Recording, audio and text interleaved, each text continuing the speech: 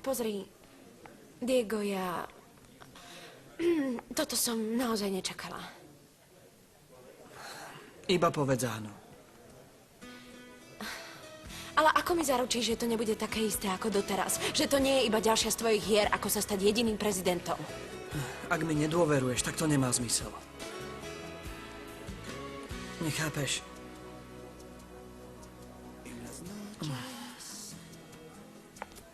Snažil som sa ti to vysvetliť u mňa, ale nedovolila si mi to. Ja viem, že som sa počas celej predvolebnej kampane správal ako hlupák. A teraz si to uvedomil však? Ty vieš...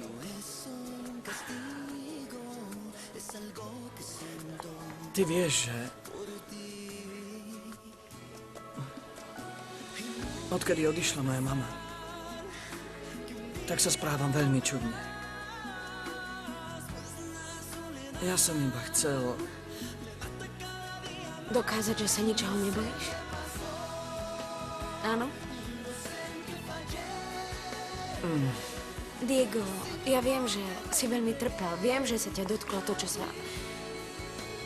stalo, ale nemôžeš dovoliť, aby ťa prevalcovali problémy tvojich rodičov a zničili ti život. Už to viem, Roberta, ale...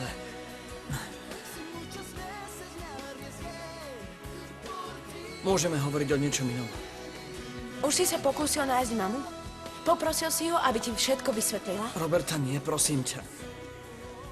Iba chcem vedieť, či príjmaš miesto prezidentky. Odpovedz.